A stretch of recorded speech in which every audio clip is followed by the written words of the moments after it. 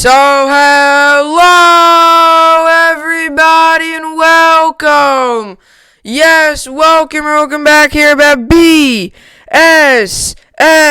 Network. Welcome back here at BSN Network. This is the BSN Network podcast here today.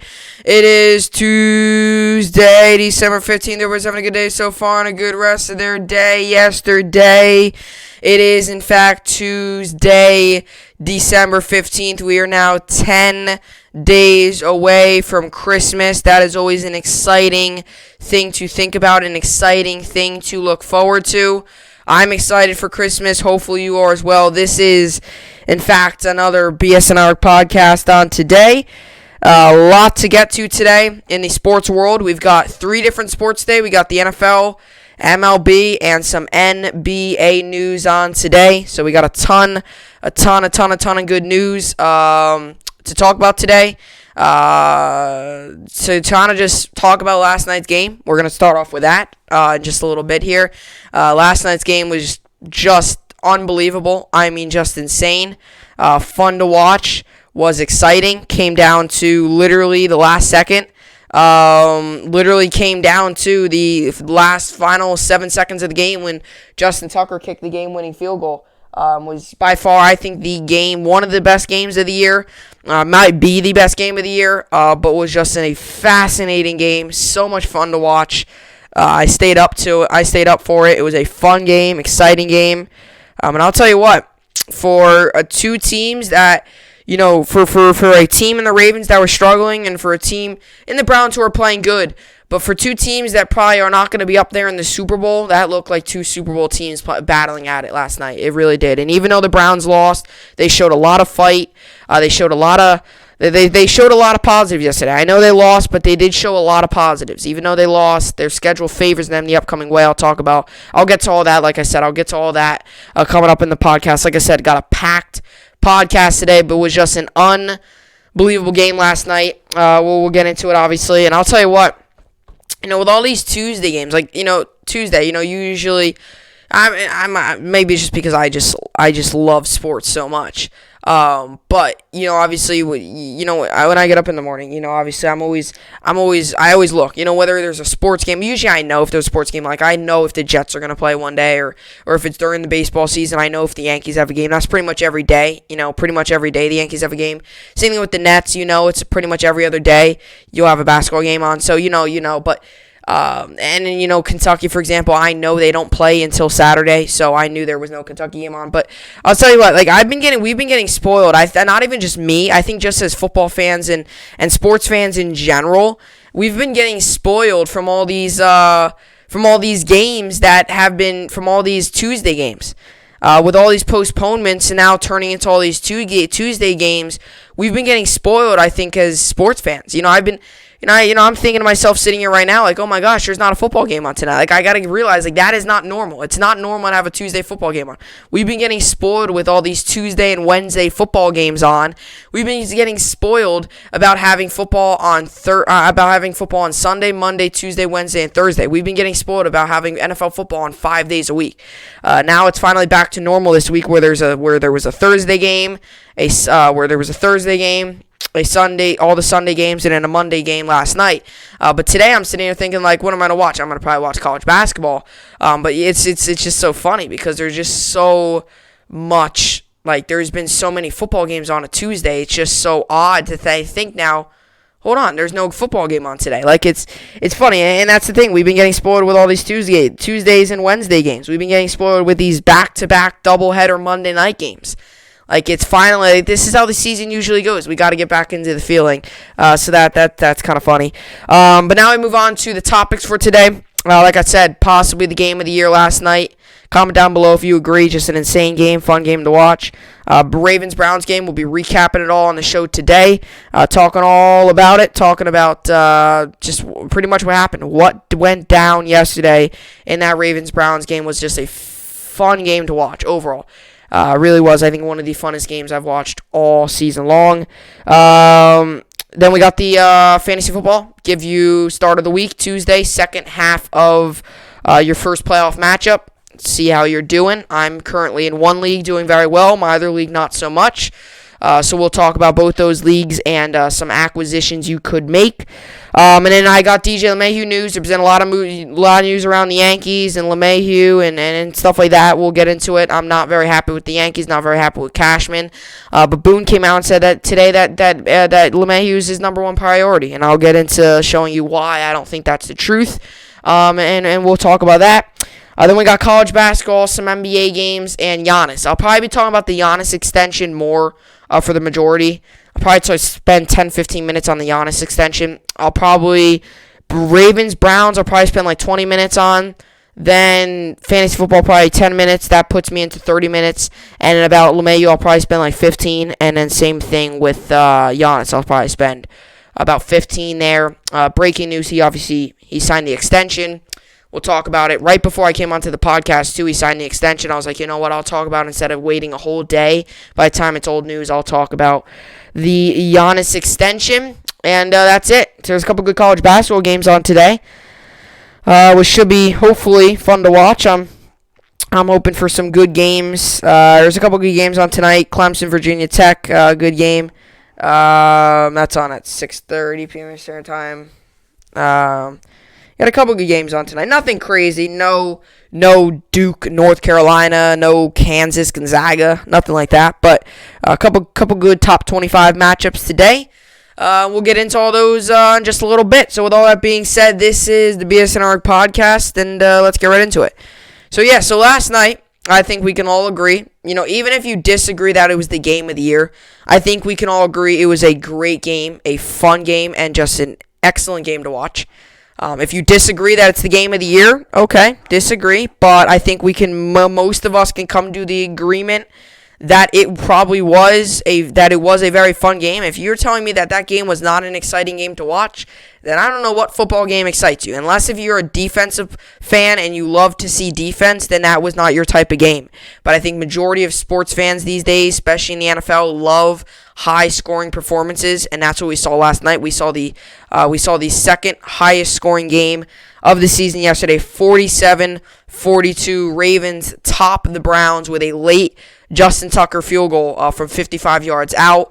It was a big win for the Ravens. I'll tell you that. I'll start off with the winning team, get to the Browns. Before we start with that, though, just remember this. My game picks, I obviously got it wrong yesterday. But I was talking to someone last night, I was just even today, when I went before I came on the podcast, I was like, you know what, I understand I got my game pick wrong and all that. I understand that. But, I get it. I got my game pick wrong. I'm not even really that mad, though, because I still get another double-digit win week. I still finished 11-5. And it wasn't like, it was such a good game. I kind of just, at that point in the game, I didn't even care who won. I was just, the game was just so insane. Obviously I was hoping, the Browns would win, obviously, because I picked them to win. But when it got to that fourth quarter and it was just going back and forth, I was like, you know what? I don't even care. I just want to see more scoring. I just want to see the Ravens score now than I want to see the Browns score. I don't even care who wins this game at this point. It is just such an insane game. I'm just watching it for my own enjoyment at this point. I'm not watching it to hope that I get the game pick right, because I have another double-digit win week. That is now my 9th double-digit win week. And we are 9 out of the 15 weeks. Out of the 14 weeks this season, 9 of them have been double-digit win weeks. So to say the season's been a pretty successful season for the game picks, I think is pretty good. I did fall last night, though, so I do move to 144-73 on the season. So still going up in the win category a lot.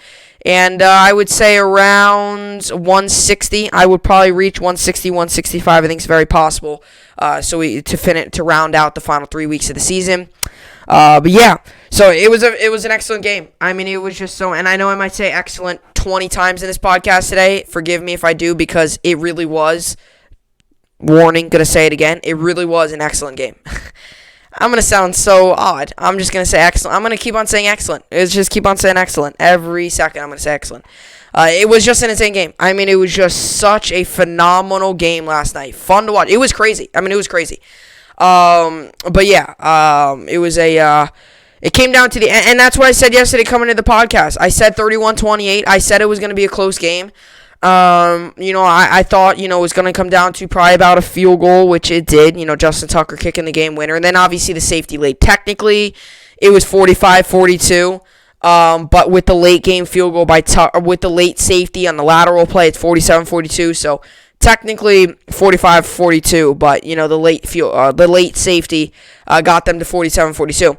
I'll tell you what, it really was just, I thought this was a must-win for the Ravens, and they took care of business. The Ravens, it wasn't the best game ever by the Ravens. They did score 47 points, and they beat what a lot of people think is a really, really, really scary playoff team in the Cleveland Browns. But this was a big win for the Ravens, especially for a team that's still on the outside looking into the playoffs. They lose this game, their playoff hopes probably out the window. There's still a chance, but very slim. And I think with this win now, that really revamps their playoffs. Now they're 8-5, and so the Dolphins, they need the Dolphins to lose some games. And I tell you how this really helps the Ravens. They have a very favorable schedule. Both teams, honestly, have a favorable schedule coming up, and I'll get to the Browns in just a second. Both teams have a very favorable schedule. But for the Ravens, to really hone in on the Ravens, their schedule is very, very, very, very winnable games coming up. They got this upcoming week, they got the Jaguars. That's as winnable as it can get. Second worst team in the NFL, only in front of the Jets. Then you got the Giants. That's another winnable game. And then you got the Bengals. You've got three very easy winnable games that puts you to about 11-5 on the season. So this was a huge win for the Ravens, and they won this game too in uncertain circumstances. You had your quarterback, you had your starting quarterback in Lamar Jackson go to the locker room with a knee injury. Whatever it was, or not knee injury, sorry, with cramping, whatever it was, something was wrong, cramping, whatever it was, goes to the locker room, now goes in there, gets whatever treatment he needs. Trace McSorley comes in, 4 plays in, he gets injured. He injured his knee. Hopefully he is okay. His knee injury looked pretty bad. He could not put much weight on that. Walking off the field, there was a couple clips of it. And then Lamar Jackson comes in, next play throws a touchdown, just absolutely insane. And I'll tell you what. This game yesterday by the Baltimore Ravens showed football fans a lot. They might not win the Super Bowl. They may not even make the playoffs. There's still a very good chance of that. I think they will because of their schedule favors them tremendously. I think you got to say they have probably one of the weakest schedules. If you pulled up the strength of schedule rankings, they're probably in the top 5 of weakest schedules. Okay? Even if they don't make the playoffs, or if they lose the first round, or if they get blown out, this game today, or last night, not today, this game last night showed us as football fans that there is a lot of fight there's not much there's a lot of fight, and they didn't give up. There's a lot of fight and a lot of passion for that team. They did not give up in that game. They could have very well, Lamar Jackson goes down, puts in their backup. They could have very well been like, you know what? Oh, no. You know what? This game's, it's not over, but, maybe we try to rely on the run. No. They did not give up in this game. And that might sound like such a common word. Oh, you don't never want to give up. But there's teams out there when they're starting quarterback, especially a guy like Lamar Jackson, who has had a down year, and I've been very critical of him on the podcast because I think it's smart. I think it's very accurate to be critical of him. He's had a down year coming off of an MVP season. He's had a down year. There's not much. You can't really dodge that. If you look at the numbers, don't lie, people. Saying that he hasn't had a down year is, and I would respect anyone's opinion about him having a down year, but saying he's had a down year, the numbers aren't going to back you up. So he's had a down year. But a lot of times when a quarterback like Lamar Jackson goes out, sometimes the team gets down on themselves. Everyone gets down. Defense, offense, special teams, everyone on the field, coaches get down. And all of a sudden the team just gets it's just not the same team anymore.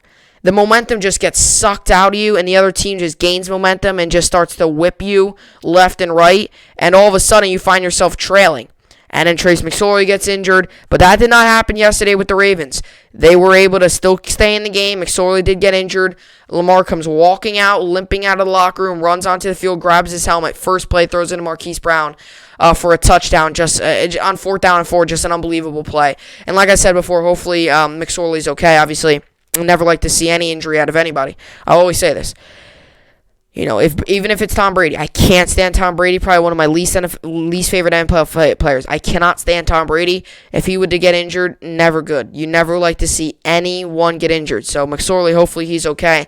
Never like to see anyone get injured, whether it's a player that you really like or a player that you really hate or a player that you don't really have any feelings for. Still, never good to see it get anyone injured. So hopefully he's okay. But it was just fascinating to watch that game. And for Baltimore, this team showed a lot of fight yesterday. They showed that they're going to be a tough team to beat. When they're on, they can be a tough team to beat. And we've seen it. It's almost the same roster as last season.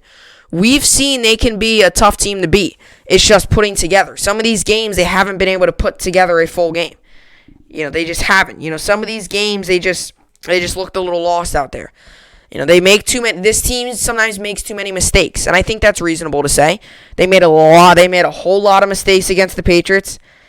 They made a couple late game mistakes against the Titans, including that blown lead. That Steelers game, you can't really count. Even against the Cowboys, they made some mistakes against the Cowboys. That game was interesting. They made that game interesting. That should not have been an interesting game, but it was. They made some games again, made some mistakes against the Eagles early on in the season. I know I'm going back to week 6, but still, it's a common theme that this team has made mistakes. Yesterday, though, they were able to limit the mistakes and make plays and make big plays in big moments of the game. So this is a big win for the Ravens, like I said, and the announcer said it yesterday perfectly too. The announcer said it yesterday. This was a game they needed to win. They lose this game, I'm sorry, it's not looking good for them. If they win this game, though, they're in a good position now to succeed, especially with their schedule the way it is. Jaguars, Giants, Bengals. If you could tell me that was my schedule down the stretch, I would take that any day of the week. Maybe because you're talking about maybe replace the Jets with the Giants. Replace the Giants with the Jets, because then you're talking about probably the 3 worst teams in the NFL. 2 of those 3 teams are worst teams in the NFL. 2 of the worst teams in the NFL are remaining on their schedule. Bengals and the Jaguars. And then the Giants are not, but the Giants are not that good. They're bottom of the league too. I wouldn't say they're worst team in the league, but they're definitely probably in the low 20s, like 21, 20, something like that. That's probably where the Giants rank on the power rankings. I know a lot of people have them in the teens. I would probably bump them back a little bit. Don't think they're all that good. Daniel Jones not their franchise quarterback. But yeah, so it was a big win for the Ravens. And now for the Browns, okay, and I'll say this a couple times, probably maybe today, and I might, and if I sound repetitive, forgive me, because this game really, there's a lot to say about this. This is just unreal. About the Browns, the Browns, there's a lot of Browns fans, I'm sure, right now that are sitting here, a little concerned. You get on that win streak, now all of a sudden you lose to the Ravens. You're 9-4. Your playoff hopes are still intact, but now with the Ravens' strength of schedule coming up, you might lose your playoff spot to the Ravens if now all of a sudden you're 9-5, because they got beat by the Ravens now twice this season. So if there was to be a tiebreaker, it would be the Ravens getting the playoff spot. So it definitely makes things interesting. But both these schedules favor both teams. The Ravens' schedule favors them, and the Browns' schedule favors them as well. Okay, this is the Browns' upcoming schedule to finish out the year. Giants, Jets, back-to-back. They're both away at MetLife Stadium for those games. Giants, Jets, Steelers. Those are your 3 games right there remaining. All 3 of those games are very winnable for the Browns. The Giants is very winnable. The Jets is very winnable. That puts you at 11-4. Then also the Steelers is very winnable. Now the Steelers might be a little bit more difficult than the Jets and the Giants, because it's just how it is. But the Steelers, the way they have played the past couple weeks, have been horrendous, and they have shown so many weaknesses on that team. And now with the Steelers playing like that, that just gives even more of an advantage to the Cleveland Browns in that game. So I'm telling you this, Cleveland Browns fans, and I would be too if I was a Browns fan, to be a little concerned, because you're on a high note, you're winning all these games and stuff, and all of a sudden you go up against the Ravens, a team that you should beat, and then there you go, just like that, boom, you lose. And that could just suck the energy out of a team. And then you have 2 very winnable games up. You don't want to get caught looking ahead on those games, right? Just watch out. But as a Browns fan right now, I would not be concerned. Look at your schedule, and you'll be okay. Right? You'll be okay. You're going to make the playoffs. You'll be fine. Look at the schedule ahead of you. Do not panic. Same thing with Ravens fans. You're out of the playoffs right now, but look at your schedule. There's a very possibility of you going 3-0 and finishing the year 11-5, and there's a very good possibility of the Dolphins finishing the year 10-6 because they have to run into the Bills, who we have seen how good the Bills can be at times. So for both these fan bases, if I was the Ravens fans right now, I wouldn't get overconfident because they're still not in the playoffs. And if I was a Browns fan right now, I would not get too negative because look at your schedule and you'll be okay. So let's just sum up the game really quickly. So these were some interesting games. So game of the year. This is what people were calling the game of the year yesterday. Okay, I'm just gonna read off some of the things that happened. Both teams traded touchdowns. So you had a touchdown. Oh, Browns score. Yay, touchdowns. Oh, Ravens score. Touchdown after touchdown after touchdown. Browns missed an extra point. Yes, they missed an extra point and a field goal. Came back to really bite them late game as they ended up losing. It would have been a tie game going into overtime because that safety would have never happened because they would have never tried the lateral play. The Browns also got a lucky 2-point attempt. The play seemed like it was being blown up, and the Browns were able to turn it around and turn it into a 2-pointer. And they ended up getting a 2-point conversion, and it was just insane. I mean, that was just unbelievable the way they got that. Lamar Jackson left to the locker room. Yes, like I said earlier, left to the locker room, was injured, cramping. Some people said he had to go to the bathroom. I don't know if that's all true or not. I don't think it is.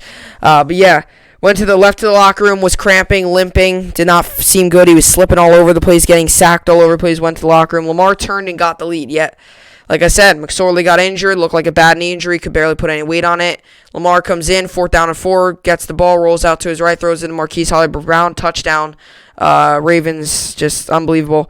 Browns then come back, tied it. Ravens kick on a 55-yarder. 55-yard field goal, Justin Tucker, one of the best kickers of all time. And tied for the highest scoring game this year. 47-42, Browns win.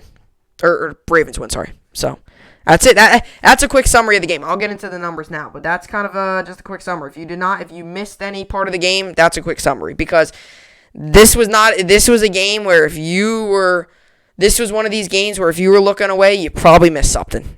Even if it was away for one play. That's how much activity went on in this game. So 47-42 Ravens win. Let's look at some of the numbers. Lamar Jackson went 11 of 17, 163 yards, 14.8. It was his average. 1 touchdown, no interceptions, 4 sacks, and a rating of 115.6. This felt like an NFC North game.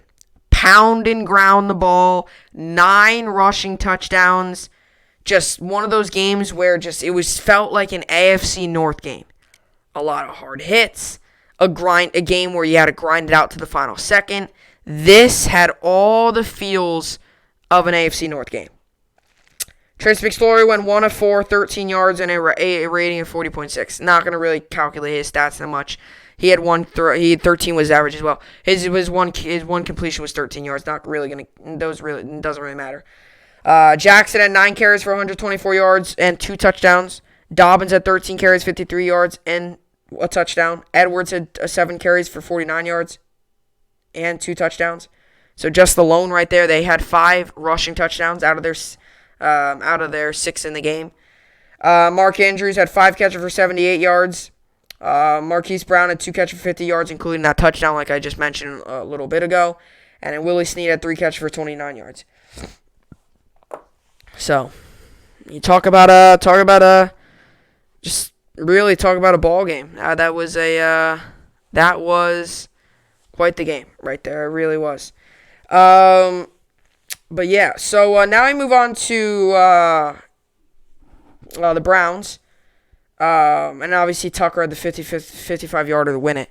Now I move on to the Browns stats. Mayfield went 28 of 47, 343 yards, 12.3 his average, 2 touchdowns, an interception, a rating of 87.5. Landry threw the ball. They had a trick play early in the game, I think in the first quarter. 1 for 1, 12 yards, 116.7 his average. I'm not going to really count that much. It's a receiver throwing the ball. He's not going to throw it that much. Chubb had 17 carries for 82 yards and 2 touchdowns. Kareem Hunt had 6 carries for 33 yards and a touchdown. And Mayfield added on another touchdown with himself with a rushing touchdown. He had 5 carries for 23 yards and a touchdown there on the rushing game. Kareem Hunt had 6 catches for 77 yards and a touchdown. Donovan Peoples-Jones had 3 catches, 74 yards and a touchdown. Rashad Higgins, 6 catches, 68 yards and a touchdown. So they also had 4 rushing touchdowns as well. And Cody Parkey was really a story of that special teams failing.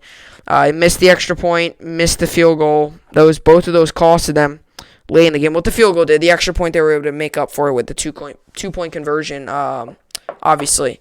But still. Ravens get the dub. It's a big win for the Ravens. It really is. Keeps their season afloat. They lose that game. And the Ravens are on pace to miss the playoffs. But keeps their season afloat. And I know a lot of people are probably sitting here today thinking, oh, Lamar Jackson, best quarterback. Calm down. Calm down. Okay? So, yeah. So, both teams played very well. But at the end of the day, the Ravens came out on top. So now let's move into the fantasy football. Coming up next, fantasy football.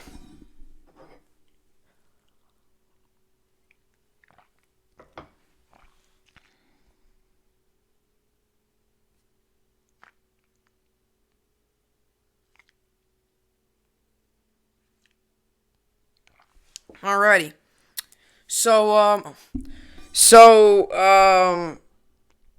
Some good old fantasy football news and stuff. In my one league right now, going to the second week of playoffs, I'm losing 133 to 105. I've got a 39% chance to win. My opponent's got a 61. So, I mean, it's not outrageous. Unlike my other league, I have an 85% chance to win, and my opponent has a 15. So, it's obviously much less there, but it's obviously going to be interesting to see really what happens here. But yeah, my one league, I've got to make a couple better decisions. Sometimes it's not on sometimes it's on the manager of the lineup. Sometimes it's not, because an injury is not your fault, right? Unless if you know the guy is injury prone, or unless if you know the guy going into the game is dealing with an injury and you still play him, that could be your fault. Because if he's dealing with an injury, that's common sense. He's not going to play that much.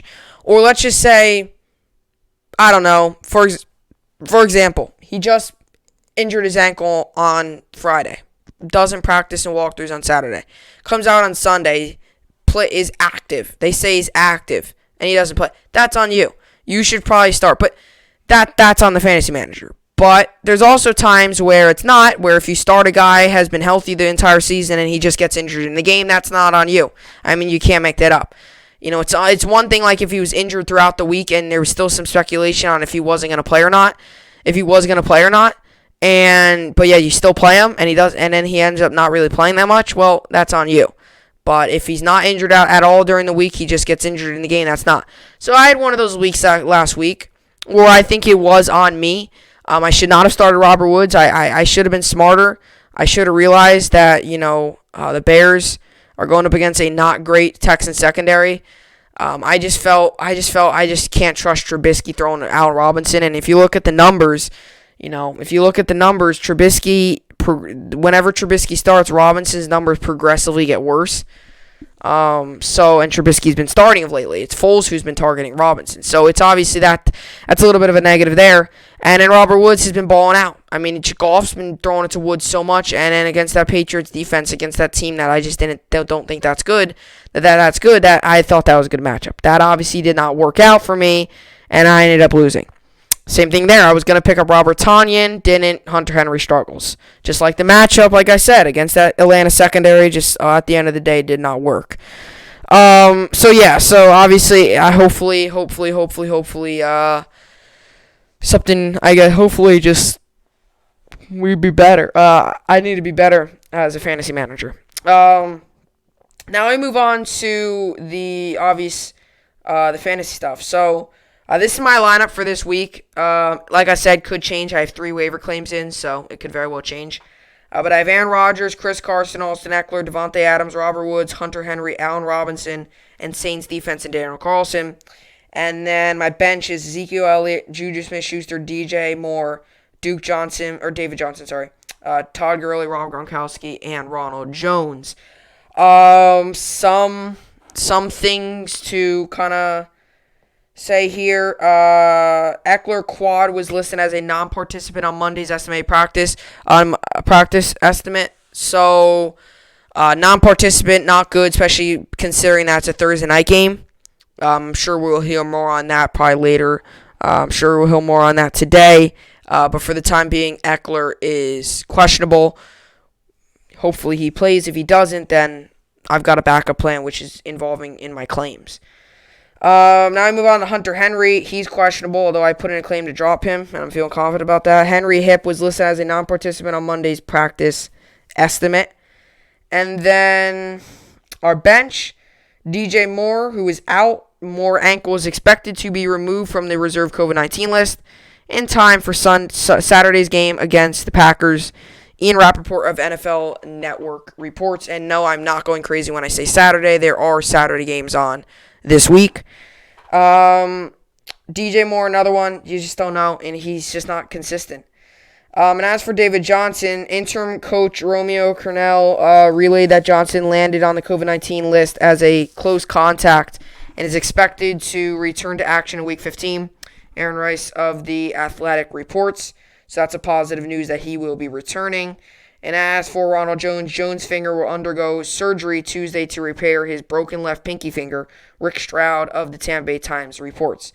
So not good news there. Luckily, it's just a pinky finger, so you hope maybe they could wrap it up and put him in the game, which is a very possibility they did with Godwin. So there's a chance there. But other than that, that's the injury report. For my fantasy team, my 3 waiver claims that I put in this week, I'm going to drop Hunter Henry, pick up Tanyan. I picked up Henry, kind of just thinking, he's had a decent year, picked him up. Since I picked him up, he had 1 good week, and that was against the Jets, and other than that, he has not had a good season. So I decided not good move there. Picking up Rams defense, dropping Saints. Rams defense has been sitting on waivers. Might as well pick them up. Feel like it's a good decision. Going against the Jets. Love their defense. I'm in Cam Akers, and I think I might drop Gurley. I don't think Gurley's role with the Falcons is fantasy worthy anymore. I really think he's dropping. And I think I don't know if he'll be in a Falcons uniform for much longer after this season. I just don't know if he's the future of that team. I don't know what his future is in the NFL. I'm thinking about dropping him. Those are your claims. Those are my claims for this week. Hopefully they all go through well and I get all the players I need. And like I said, there's some planning here too. If Eckler can't play, I have a solid backup in Cam Akers. He's been picking it up the past couple weeks, going against a bad Jets defense. Really feel like he'll have another good game. Now let's move on to my other league in which I have an 85% chance to win. And I'll tell you in a second the claim that I put in. I was not expecting this to happen. But Deshaun, this is my waivers. I got Deshaun Watson, Kenyon Drake, James Rob. This is my lineup, not my waivers. Deshaun Watson, Kenyon Drake, James Robinson, Tyreek Hill, Mike Evans, Keenan Allen, Robert Tonyan. Already have him in this league. A.J. Brown, Rams defense, and Darren Carlson. And on my bench is Hunter Henry, Antonio Gibson, Clyde Edwards-Helaire, Chris Godwin, Raheem Mostert, and David Johnson. So those are my players there. Some questionables. Keenan Allen is questionable.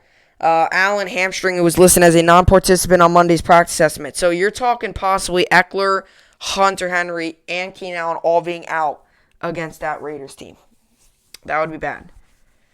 And then also Mike Williams got injured as well, so you don't even know there. Hunter Henry, I already talked about him. Gibson, there's no real news on him. He's got turf toe. Turf toe, you're not going to be back in a week from turf toe. He's going to be out a little bit. And Raheem Mostert is slated to have a further imaging done on his ankle. Nick Wagner of ESPN.com reports. He's had a frustrating year. He's had an injury-prone year, so don't really know what the deal's with him for the rest of the season. And then David Johnson as well. I already read that off. So those are that's your injury report there for the team. It just stinks when you have all these injuries.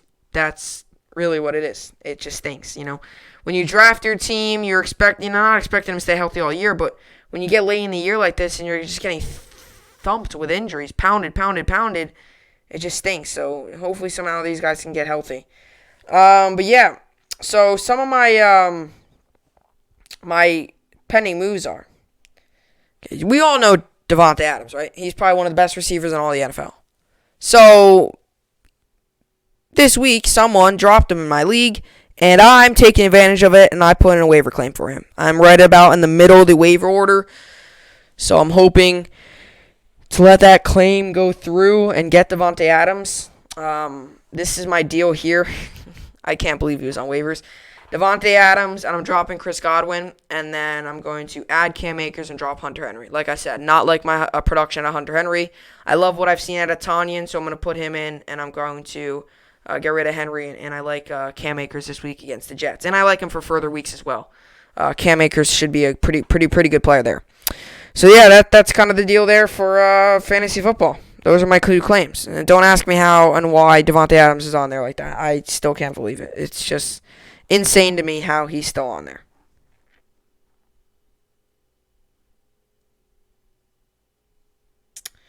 Yeah, it really is. It's just, wow, it's just crazy.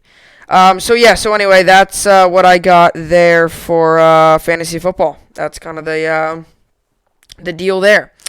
So now I move on to DJ LeMahieu coming up next. Like I said, fantasy football. Both leagues have still one league, very good shot. Other league, decent shot. But that's fantasy football. Coming up next, DJ LeMahieu news. Will he return as a New York Yankee? Coming up next.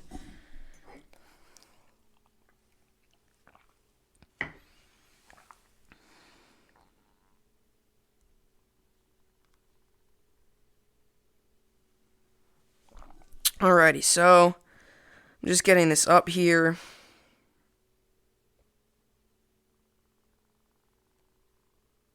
Alrighty, so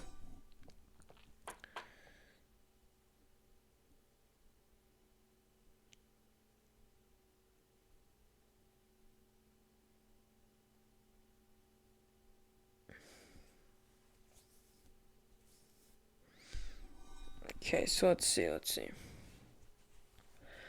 Okay, so here we go. Okay, so we all know the news around DJ LeMahieu and the New York Yankees. You know, we all know it. The New York Yankees, LeMahieu, all that stuff. We all know all that. How it's been going around for the past couple of weeks since really I would say the season has ended and the offseason has really started. I would say we can probably, most of us can all agree that LeMahieu has been the talk of the offseason since the season really ended, I would say. And I think we can mostly agree on it. I mean, it's kind of a fact. I mean, he's been in talks ever since the season ended. Oh, what's looking at with LeMahieu? Where's he gonna go? Dodgers, Mets, Yankees, where's he gonna go? What's gonna happen with LeMahieu? What are the Yankees gonna do? So DJ LeMahieu, by the way, this is not breaking news. DJ LeMahieu, by the way, is, if you clicked onto the podcast to hope for DJ LeMahieu news, this is the news that you don't quite want to hear. I understand it. It's good news. But this is the news. Yankees news. DJ LeMahieu contract is number one priority for offseason, says Yankees manager Aaron Boone. So, I have a question. And no one's going to answer this. I'll answer it. I'm not going to even answer it because I don't know what the answer is. It's been about, when did the World Series end? About October, right? It's been about then. Right when the season ended, we could have looked at LeMahieu. It's been about 2 months since the World Series ended. As a matter of fact, I could pull it up right here. I could figure this out right now. Let's go to the MLB scores and see when was the last game. October 27th. So it's almost been 2 months since the World Series ended. Almost. 12 days from 2 months. 12 days from now will be officially 2 months since the MLB season has ended. Okay? And it's almost now as well. That means also it's about 2 months since DJ LeMahieu became a free agent. And all we've been hearing is, Yankees, LeMahieu, top priority. Brian Cashman, top priority. Aaron Boone, top priority. Everyone is saying he is their top priority. Boone is, Cashman is, entire Yankees front office has been saying that. If you don't believe me, there's been so many people that have said that. But yet the Yankees still have not gotten him re-signed yet. He's sitting in free agency right now, wide open for any team to talk to him.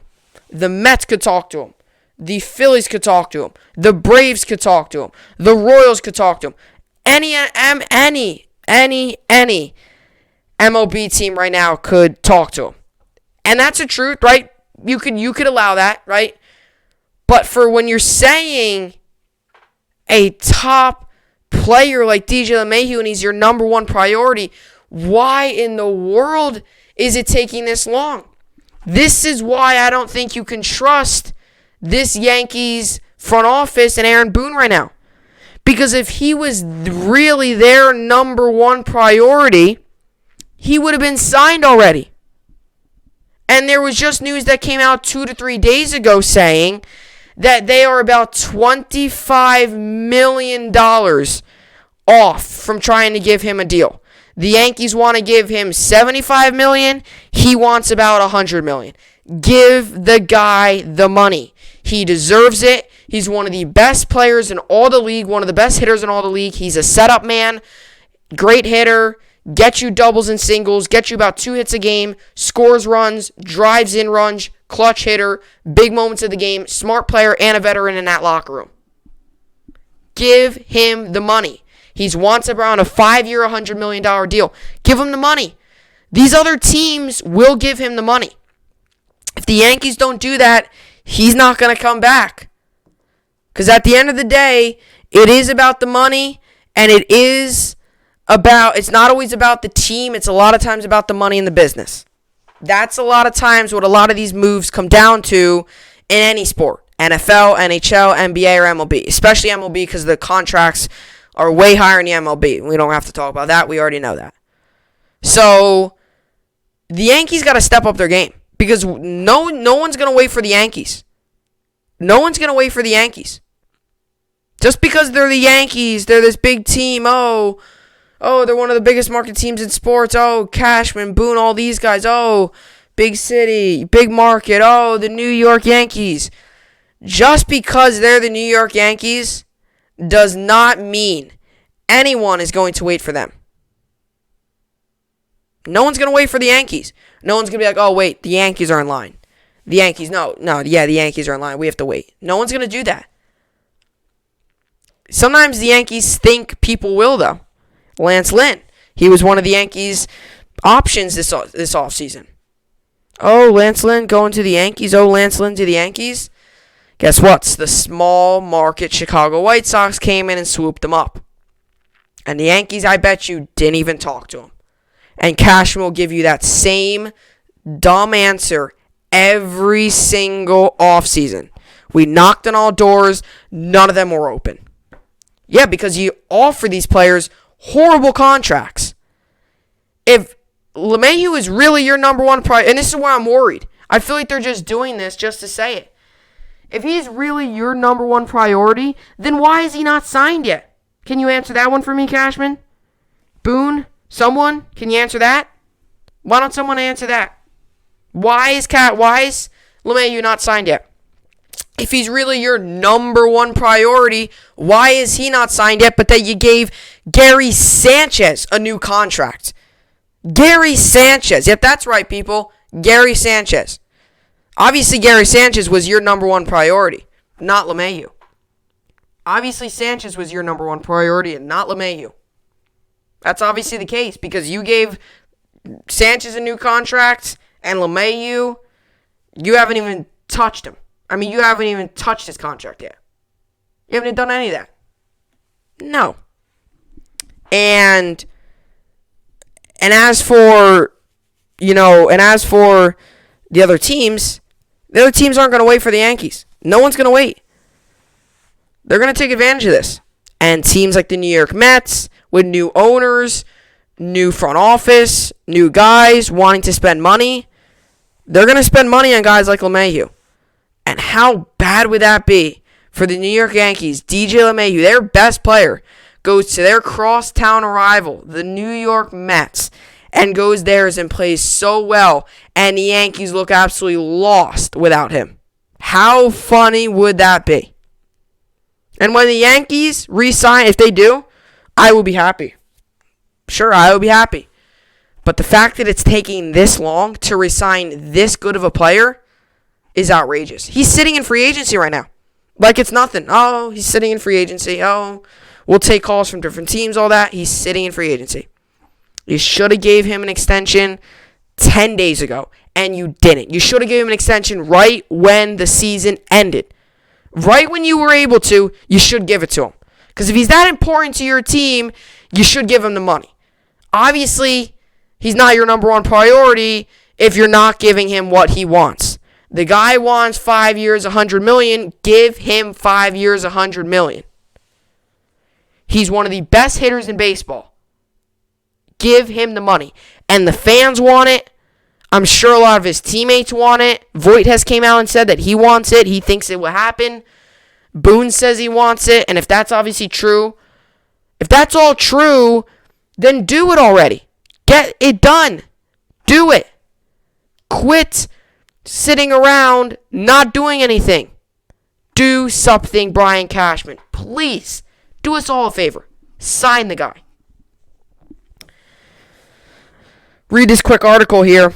Amid reports that New York Yankees and DJ LeMahieu are far apart in contract talks, manager Aaron Boone acknowledged that bringing back the All-Star second baseman is important for the franchise. Speaking to SNY, Boone said it's no secret that re-signing LeMahieu is the club's number one priority this offseason. This is what he said. It's no secret that he is our number one priority to bring back this winter. Hopefully at the end of all this, DJ is a Yankee for a long time.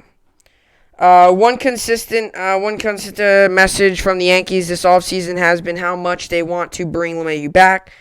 The feeling seems to be mutual, as I said throughout the 2020 season. As he said throughout the 2020 season, I want to stay here. I've said that a few times. LeMahieu told Brendan Cuddy of NJ.com in September. You never know how it goes. I thought I was going to stay in Colorado, and I didn't. So obviously, I'm going to be back here. You just never know. I'm hoping to be back here. You just never know how it goes. Cuddy reported on Sunday that LeMahieu and the Yankees are more than $25 million apart in their negotiations. Ken Rosenthal, The Athletic, added that both sides will keep talking, but LeMahieu also plans to start engaging with other teams. I'm telling you, other teams, they're not going to wait for the New York Yankees. New York doesn't have a payroll heading into next season. The team is currently projected to spend $166.15 million in player salaries for 2021 per spot check. LeMahieu, 32, has been arguably New York's most valuable player over the past two seasons. He led the AL with a .364 batting average that is, .421 on base percentage, and an OPS of 1.011 en route to finishing third in MVP voting in 2020. So if that's not good enough, then I don't know what is. Yankees got to re-sign LeMahieu. Now I move on to a breaking story that broke just a little bit before the podcast about Giannis Antetokounmpo, however you want to say his name. Giannis signs a super max with the Bucks. Bucks star announces on Instagram he'll sign a 5-year, $228.2 million supermax deal, ending rumors he's leaving Milwaukee. This is something he said earlier today. This is my home. This is my city. I'm blessed to be able to be a part of the Milwaukee Bucks for the next 5 years. Let's make these years count. The show goes on. Let's get it. So that he made it official. But the rumors are all done. All these rumors about, him not coming back, this, and this. All those rumors are gone and out the window. Giannis is, in fact, returning to the Milwaukee Bucks this season. And I'll tell you what, I know a lot of people might think it's a lot of money, and it is. I mean, $222.2 million, $228.2 million is a lot, but for a player of his caliber, I mean, that good of a player, a guy like Giannis, strong, lengthy, tall, one of the best dunkers in the game, one of the best players in the game right now, giving him this contract is well deserved for Giannis, and it is just an awesome move for the Bucks. And this is also another team too. You got all this noise going around about what's going to happen with the Bucks. Are they going to sign him? Are they going to not? What are they going to do? What's going to happen? All that stuff. All that noise was going on. They blocked that out and gave him the deal. They kept it quiet, too. There was no rumors about it. Everyone was rumoring that he wasn't going to go, that he wasn't going to stay there. He was leaving. And he obviously showed everyone that he is going to stay with the Milwaukee Bucks, and he's going to be there for a long time. Giannis signs record 5-year, $228.2 million Supermax contract. Have you ever feel like this? That, there's been so many contracts this season. Like, just max deal. Not just, and I said this to him, Mahomes signed his. There's been so many of these supermax contracts. Paul George, LeBron, AD, Gordon Hayward, Patrick Mahomes, Chris Jones. Like, everyone's signing these max contracts. George Kittle signed one, I think. Everyone is. Like, it's crazy. It really is crazy how everyone is literally signing a max contract. And you would think, too, with the budget's low, obviously with the no fans and stuff, you would think the contracts would be much smaller just because the money and stuff is down. That's not the obvious. That's obviously, it's still the case with the fans and stuff. But obviously, it hasn't impacted that. I mean, it's impacted them in many ways. But these players are still getting paid a ton of money. I'll tell you that for sure. And like I said, I think this deal is unreal. I think this is a very good move. I think for the Bucks, you're giving he's your star player. He's an all-star. He's your face of your franchise. Give him the money. I mean, that's always going to happen. When you're the face of the franchise, you're going to get your money. Giannis got it. The guy's just unbelievable. He's such a good basketball player. Definitely one of the best in the league. And a lot of people think, he's got a bright future ahead of him. He's so young. He's really just growing. And he's got a very, very, very bright future ahead of him. This is a quick article I wanted to read. I don't know if I'll read all of it because I do want to get into some of the numbers. But this is a quick article. Giannis Antetokounmpo has ended any speculation about his future after agreeing to a Supermax extension with the Milwaukee Bucks. Giannis' agent, Alex Sartis, told ESPN's Adrian Wojnarowski, the two-time NBA MVP, two-time NBA MVP, he just won it again this season, will sign a 5-year, $228 million contract that includes an opt-out after the 4th season. So he's going to be there for at least 4 seasons, unless if he wants to opt out. Giannis tweeted out his message about his decision to resign. I already read that about him staying. The Bucks seem to be under immense pressure heading into the next season because of Giannis' contract status. He would have been eligible for free agency after the 2020-2021 season, or 2020-2021 campaign if he chose not to resign. The Bucks, Milwaukee is coming off of 2 consecutive playoff disappointments after having the NBA's best regular season record in each of the past 2 seasons. After taking a 2-0 series lead against the Toronto Raptors in 2019 Eastern Conference Finals, the Bucks dropped 4 straight games. After going 56-17 during the shortened season, during a shortened regular season in 2019-2020, the Bucks were steamrolled in 5 games by the Miami Heat in the second round of the Eastern Conference playoffs. Giannis was then able to play in Game 5 against the Heat because of his sprained ankle. Milwaukee's 103-94 loss promoted his discussion about his future with the organization, but it wasn't something the 26-year-old was going to engage with. Some see all wall and go in another direction. He told Chris Haynes of Yahoo Sports, "I play through it. We just have to get better as a team individually and get right back out there next season. Right back at it next season." Despite those postseason shortcomings, the Bucks are well positioned to remain among the best teams in the East. Head coach Mike Budenholzer has been able to maximize their talent during the regular season since taking over in May 2018. General manager John Horst acquired Drew Holiday from the New York Pelicans, a great defender. Will give him a lot of good shooting and defending. But it came at the steep price of Eric Bledsoe, George Hill, and 3 first-round picks. Even though the roster doesn't look as deep as it has been, the Bucks starting five with Giannis, Holiday, Middleton, Dante DiVincenzo, and Brook Lopez can compete with any team in the NBA. Giannis is the engine that makes the machine work. He joined Michael Jordan and Hakeem Olajuwon as the only players in NBA history to win MVP and Defensive Player Defensive Player of the Year in the same season. During the 2019-20 season, Giannis set career highs with 29.5 points per game, 13.6 rebounds per game. He also led the Bucks with 5.6 per game. So he was averaging a double-double. That is very good stats, and that's kind of what I wanted to get into. His numbers are very good. His numbers prove to you why he should get the money. And to be up there with Hakeem Olajuwon and Michael Jordan, some of the greatest to ever do it. Michael, I think, is the best player of all time, and Hakeem Olajuwon definitely up there as well. Is a great list to be on. So overall, good for Giannis and good for the Bucks. A good move there. So now I move on to just some games on tonight. There's some college basketball games on tonight. Nothing crazy. No crazy games, but there's a couple of them. College basketball games. On tonight, we got Clemson, Virginia Tech. I give Clemson the win. Tennessee, Appalachian State, give Tennessee the win.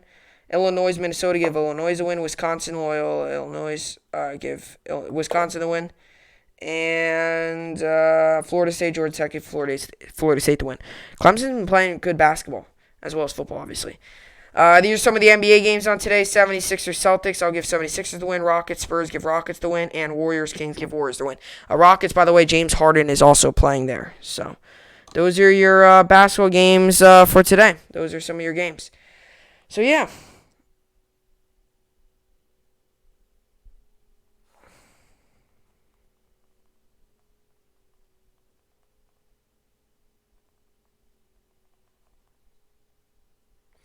I think that will do it for the podcast. It's crazy. It's crazy because obviously it's crazy because obviously what was I gonna say? It's crazy because, like I said, with the whole Tuesday football games, we've all got spoiled from them, you know. And now that they're back, now that there's no game on tonight for Tuesday football, it's kind of odd. But we got to get back to normal and not have Tuesday football games, because that's obviously the case this week. Good thing there was no games that were postponements. That's always helps. And that's another thing too. With all the postponements, it makes fantasy annoying sometimes, because you obviously have all your claims and stuff you got to do, and that's usually done on Tuesday. And if there's a game on Tuesday and you got to do it on Wednesday, if there's a game on Wednesday, then you got to do it. It just bumps everything back. So, so no Tuesday game on today, but I'll probably be watching maybe some of the NBA games and some college games as well. So, college basketball games. So, that's the deal. So, enjoy the rest of your, hopefully you all have a good rest of your day. I will see you all back here tomorrow. Hope you enjoyed it, and thanks for watching.